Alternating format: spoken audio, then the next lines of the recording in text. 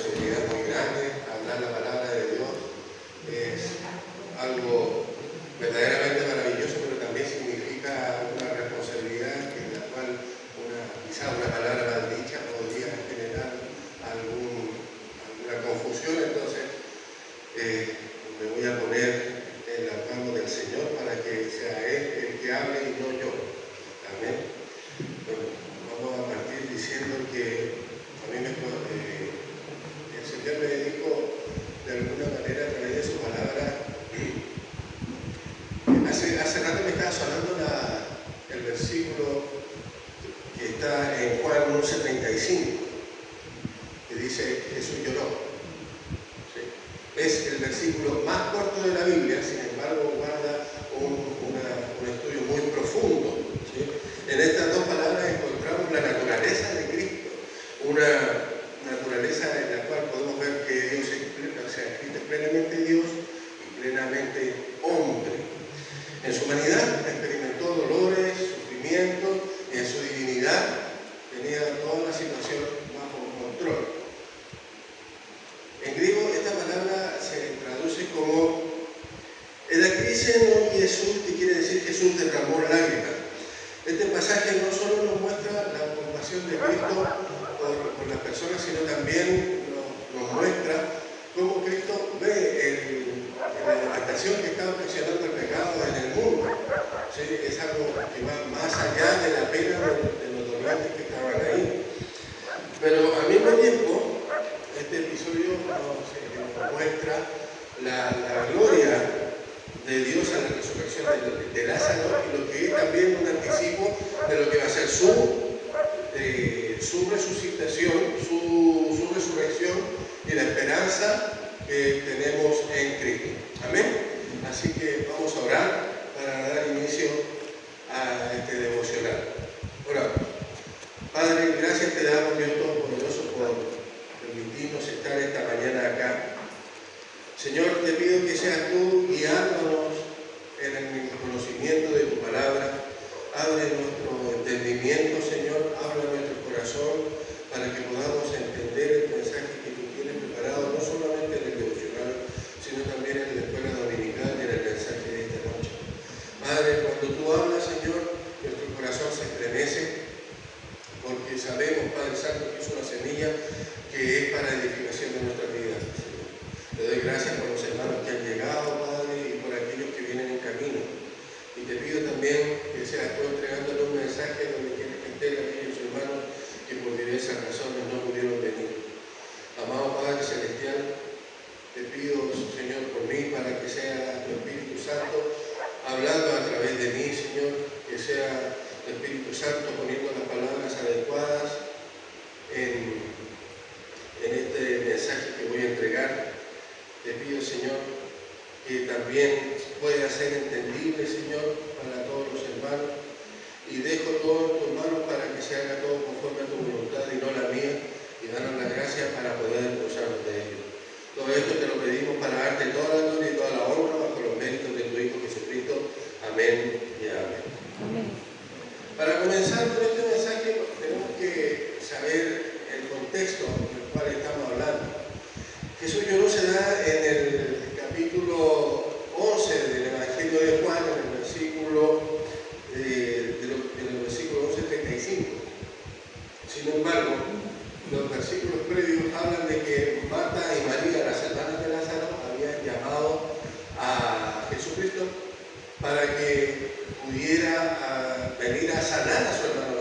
Lázaro estaba aún vivo, pero estaba enfermo. Sin embargo, Jesucristo, o Jesús, llegó 4 días después de que ya estaba muerto, ¿verdad? Entonces, en base a eso, surgen ciertas interrogantes. Al encontrarse con Marta y María, con las personas que la estaban consolando y ver el dolor que ellos estaban padeciendo, Jesús se conmovió en espíritu, ¿sí? Y se estremeció. Entonces ahí donde nace ese versículo, el más corto de la Biblia, como les dije, Jesús lloró. No por casualidad está como versículo solito. Pudo haber sido Jesús lloró al ver el sufrimiento de las demás personas, o Jesús lloró y reaccionó de esta manera. No, está solo. lo que nos muestra un panorama más allá de ideas teológicas que podamos tener con respecto a la humanidad de Cristo. Jesús no supo qué hacer en ese momento, Jesús fue sorprendido. La respuesta es no. En Juan capítulo 11, versículo 4, podemos ver que Jesús dice: esta enfermedad no es para muerte, sino para la gloria de Dios, para que el Hijo de Dios sea glorificado por ella. Y en el versículo 11 dice: dicho esto, le dijo después: nuestro amigo Lázaro duerme, mas voy para despertarle.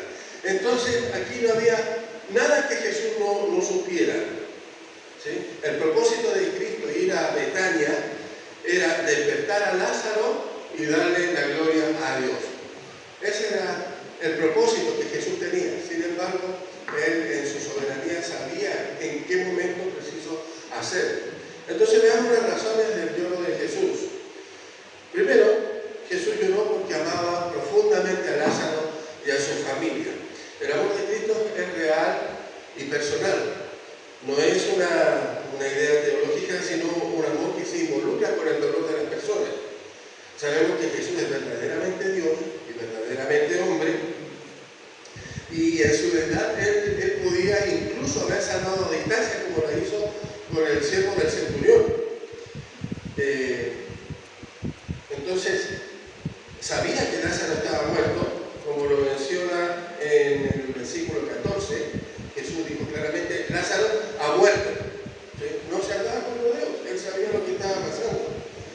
Entonces, se sorprendería cuando, al ver el sufrimiento de Marta, María y los que estaban ahí con ellos. Entonces, ¿qué nos muestra eso? Que Jesús no es indiferente al dolor de las personas. Hebreos 4:15 nos recuerda que tenemos un sumo sacerdote que se compadece de nuestras debilidades. Es decir, que es un sumo sacerdote, le da un título de autoridad. Sin embargo, él se mezcla con toda la gente, o sea, deja su autoridad para involucrarse con el dolor de las personas. O sea, es un amor cercano, un Dios que está con nosotros. Las lágrimas de Jesús son un testimonio de su genuina humanidad y su capacidad para sentir y expresar sus emociones. Amén. Él no era alguien distante, lo que demuestra que él estaba comprometido con todas las personas a las que él vino a salvar. En un segundo punto dice que Jesús lloró al ver el impacto del pecado en el mundo. Eso muestra su tristeza por lo que hace el pecado en el mundo. ¿Por qué? Porque desde el inicio la muerte no estaba dentro del diseño original de Dios. Como podemos ver en Romanos 6:23, dice: la paga del pecado es muerte. ¿Sí? Entonces, es por causa del pecado que el hombre de hoy se tiene que enfrentar a ese duro momento. Es grave lo que ocasiona el pecado en nuestras vidas. Entonces Jesús siente profundamente la devastación que ocasiona el pecado. Jesús lloró también por la incredulidad de los presentes. Podemos ver que en el versículo 21 de Juan 11 dice: y Marta dijo a Jesús: Señor, si hubieses estado aquí, mi hermano no habría muerto. El versículo 32, María también le dice lo mismo: si hubieses estado aquí, mi hermano no habría muerto. Estamos viendo que la fe que quizás María y Marta tenían estaba siendo limitada por las cosas que él había visto en cuanto a sanidades. Sin embargo, Jesús dice con mucha autoridad: tu hermano resucitará, en el versículo 23. O sea, ya se extiende mucho más allá. Y con creces se extiende más allá de una simple sanidad. O sea, que hay una persona muerta la cual va a resucitar. El poder de Dios es tremendo. Entonces, la incredulidad de muchas personas a veces limita la percepción que tenemos de Dios. ¿Sí? O sea, tenemos un Dios tan poderoso, pero en nuestra mente a veces ese poder llega hasta ciertas partes, ¿no? No llega llega hasta mucho más allá de lo que Dios ve. Solamente nos limitamos en nuestra mente. Por eso nosotros tenemos que depositar nuestra confianza plenamente en Cristo, sabiendo que Él puede hacer muchas cosas más de lo que nosotros imaginamos. La incredulidad del pueblo de Israel también era un motivo por el cual Jesús lloró. Lo vemos en Lucas 19, versículo 42. Dice: oh, si también tú conocieses, a lo menos en este día, lo que es para tu paz, mas ahora está encubierto de tus ojos. Claro, porque somos nosotros mismos los que ponemos una venda y no queremos ver las cosas que Dios puede hacer. Jesús se sentía conmovido porque su ciudad estaba apartada de Él. Y como dice el Evangelio, los suyos vino y los suyos no le recibieron. Siempre hubo un rechazo por las cosas de Dios, o bien teníamos una visión para nuestra conveniencia. ¿Qué es lo que comúnmente la gente hace? Sabemos que Dios es fuego consumidor, pero el común de las personas dice: no, si Dios es amor, todos vamos a llegar al cielo. Dios ama al pecador. No, Dios vino a juzgar a todos los pecadores. ¿Dónde está el amor que ellos dicen? No está, hermano. Quizás sí, Dios ama al pecador, pero el pecador que se arrepiente y que entrega su vida a Él, ¿sí? A ese pecador el Señor ama. ¿Por qué? Porque lo saca y deja de ser pecador, lo redime. Jesús lloró, sí, Jesús lloró, pero no se desesperó. Las lágrimas de Jesús fueron exclusivamente por compasión y no fue de impotencia. No, yo creo que Jesús, que muchos imaginan que Jesús dijo: pucha, ya lloro porque se murió, no pude llegar antes. No, Dios sabía lo que iba a hacer, Dios sabía qué es lo que iba a hacer también. Así que no, si vio a la gente llorando fue porque en ese momento Jesús también era hombre, ¿sí? Entonces pudo sentir lo que la persona estaba sintiendo. Ahora bien, Cristo comprende y se compadece de nuestros sentimientos. Como dijimos, no es un Dios que está distante, sino que uno que entiende nuestro sufrimiento y entra completamente en Él. No está ajeno a nosotros. Isaías 41:13 dice: porque yo, Jehová, soy tu Dios, quien te sostiene de tu mano derecha, y te dice: no temas, yo te ayudo. ¿Sí? Ante nuestras dificultades, Él siempre va a estar ahí. El pecado es serio y sus consecuencias devastadoras.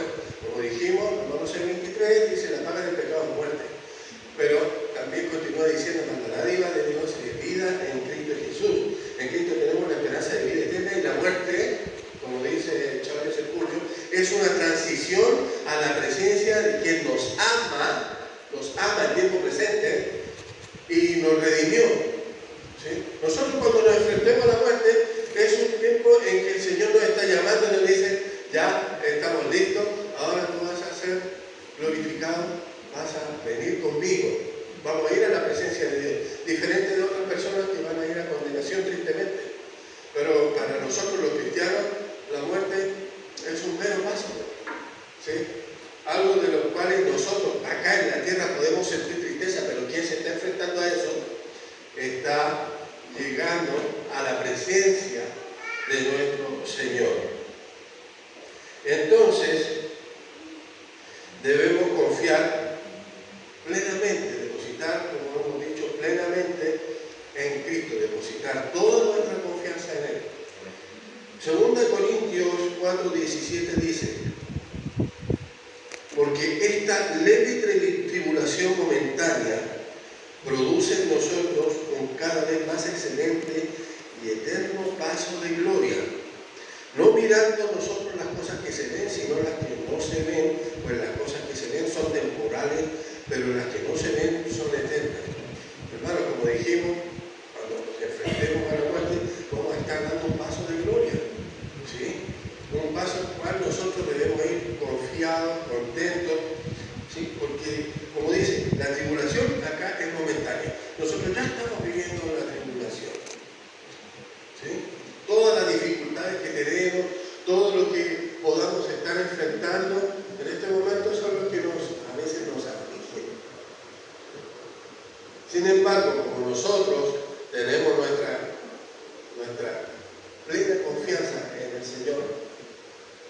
así debería ser, tenemos que de alguna manera estar relajados, porque Él tiene el control de todas las cosas.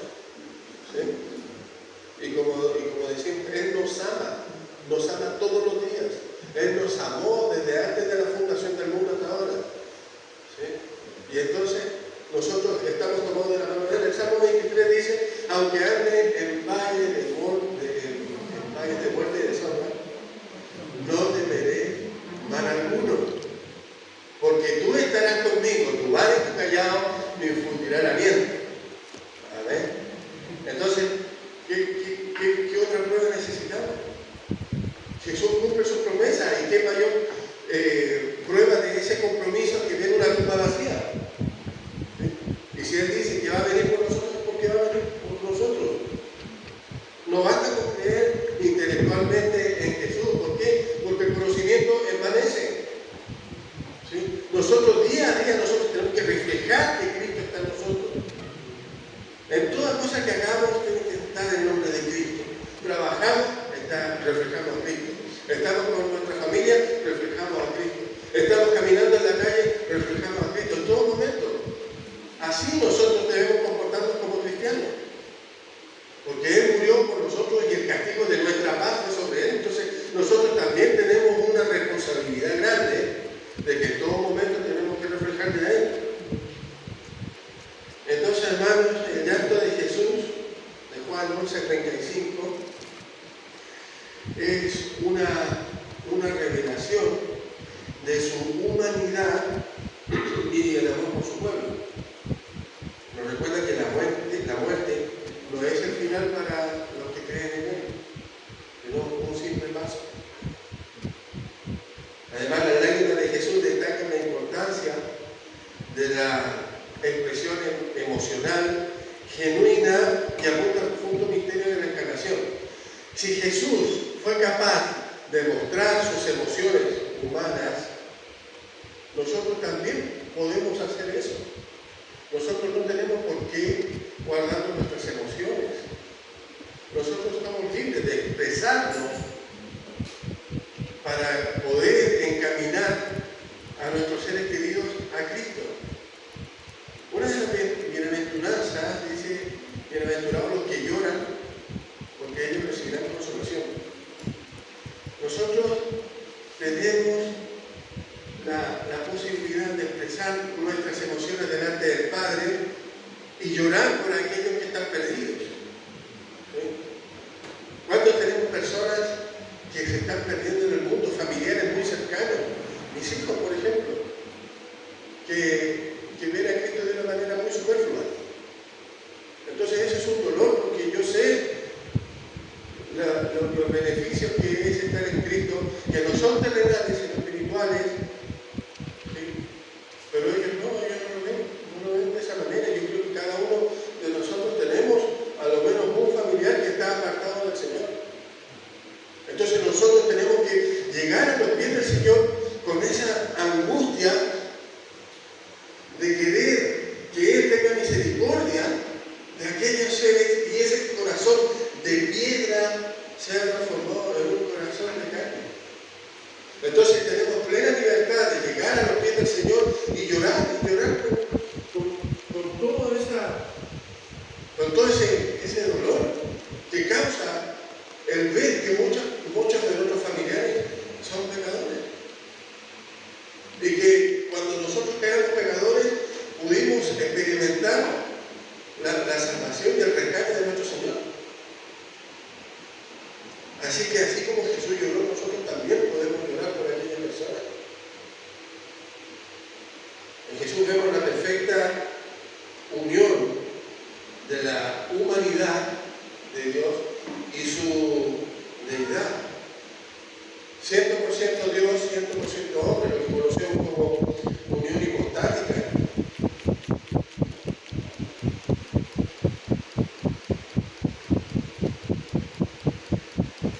Entonces, es un recordatorio vívido de que Dios no está distante ni alejado del sufrimiento del mundo, sino que está aquí junto a nosotros. La encarnación es la suprema expresión de la solidaridad de Dios